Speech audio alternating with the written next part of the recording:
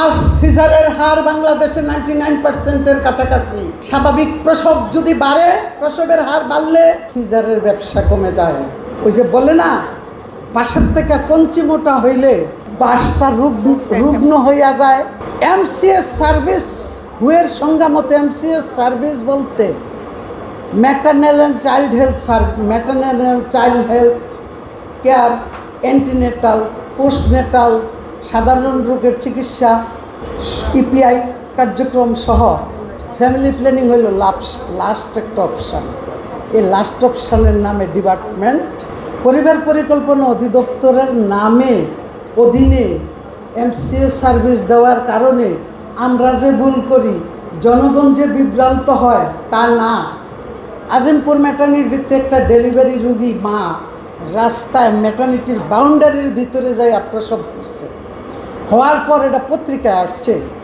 বিজ্ঞ আদালত স্বপ্রণোদিত হয়ে ডিজি হেলথের শোকজ করছে। ডিজি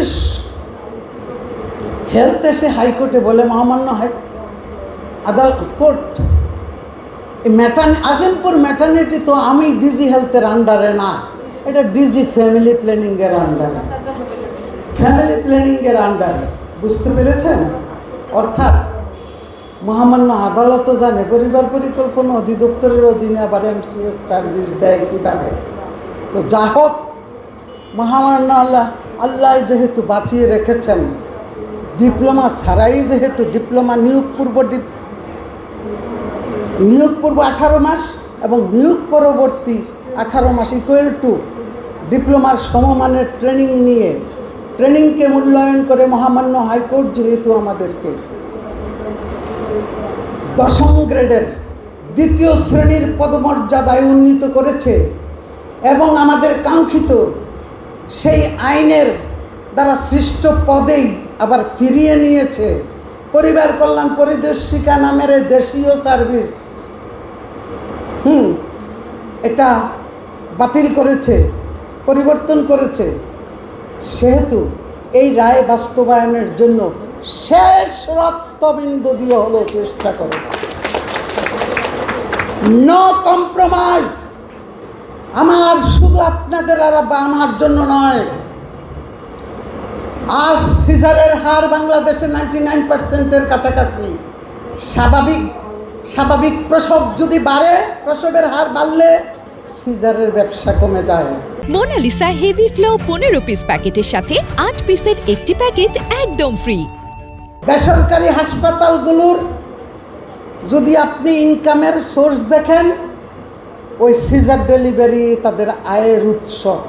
অর্থাৎ মাফিয়া তন্ত্র ধ্বংস করে বাংলাদেশে আবার দি গভর্নমেন্ট অ্যাক্ট 1935-এর অধীনে নির্ধারিত public health service including maternal and child health service এবং মিডওয়াইফারি সার্ভিস চালু করার ক্ষেত্রে আমরা সর্বোচ্চ লড়াই করে যাব, কোনো আপোষ করব না। আপনার আরেকটি ঘটনা আমি ভুলে গেছি। দেখেন, এমডিজি 4 যখন অর্জিত হলো 10 সালে, এমডিজি 4 হলো শিশু মৃত্যু হার 10 সালে হ্রাস হয়েছে। 10 সালে হ্রাস হওয়ার পর তৎকালীন প্রধানমন্ত্রী জাতিসংঘের 65তম অধিবেশনে এমডিজি 4-এর পুরস্কার অর্জন গ্রহণ করেছেন।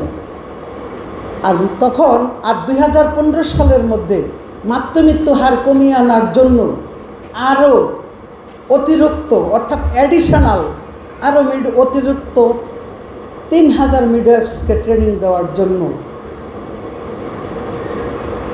জাতিসংঘের 65তম অধিবেশনে ঘোষণা দিয়েছেন।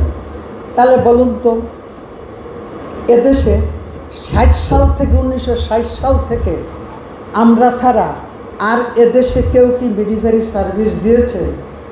নার্সের কাজ ওষুধ খাওয়ানো, রুগীর সেবা শুশ্রূষা করা, এই তো কাজ। তারা তো কোনো সার্ভিস প্রোভাইডার না। তাহলে আমরা তো আইনের দ্বারা আমাদেরকে দায়িত্বপ্রাপ্ত আমরা।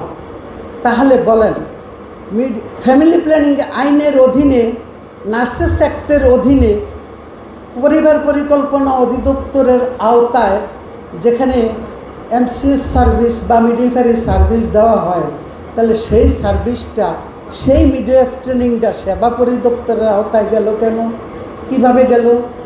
আমাদের অর্জন হাইজ্যাক করা হলো। অর্জন হাইজ্যাক করে ওরা ব্যবসারও সুযোগ পাইল।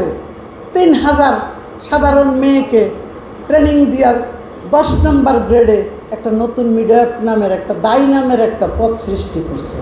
বাংলাদেশে চলছে এমসিএস সার্ভিস, মাতৃ ও শিশু স্বাস্থ্য সার্ভিস।